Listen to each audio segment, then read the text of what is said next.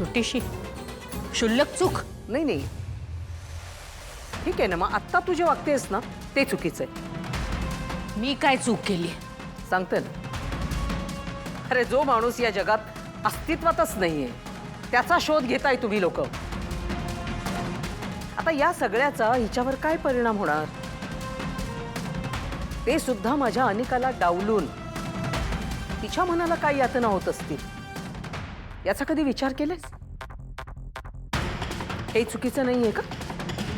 आणि जर समजा आम्ही याच्याबद्दल तुला जाब विचारला तर त्याच्यावर चिडून रागावून तू आम्हाला शिक्षा करणार, घराच्या बाहेर काढणार आणि एवढंच कमी की काय म्हणून दुसऱ्यांच्या घरी जाऊन राबराब राबायला लावणं, हे पण चुकीचंच आहे ना. आता ह्या एवढ्या सगळ्या गोष्टी मी तुला स्वतःहून सांगते. मला माहिती आहे तुझ्या मनात काय काय येत असेल, पण तरी त्याची तमा न बाळगता त्याची फिकीर न करता मी आज जे काही बोलणार आहे ना ते एकदम स्पष्टपणे बोलणार आहे. जे काही असेल ते सत्यच सांगणार आहे. आणि सत्य हेच आहे की जी मुलगी जिवंत असण्याची शक्यता सुद्धा नाहीये ना तिची तुम्ही वाट बघताय. कामिनी गप्प बस तू.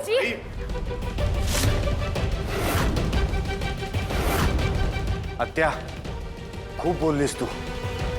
बास झालं. आता जरा तोंड बंद ठेव. करते हे काय? मी तोंड बंद केलं. तू पण विसरलायस का राजन? आठवतंय का तुम्हाला? आठवत नसेल तर आठवण करून देते. 6 महिन्यांपूर्वी तुम्ही मला एक गोष्ट सांगितली होती.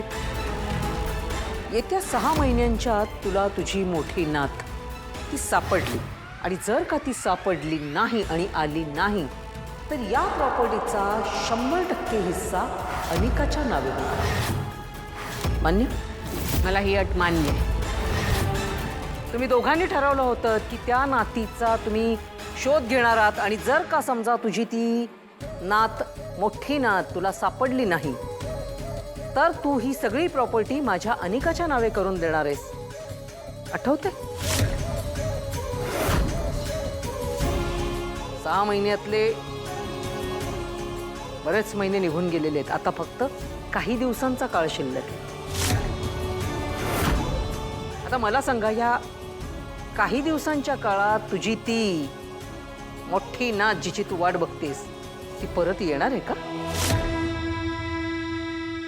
येणार आहे. माझी मोठी नात मला सापडणार आहे.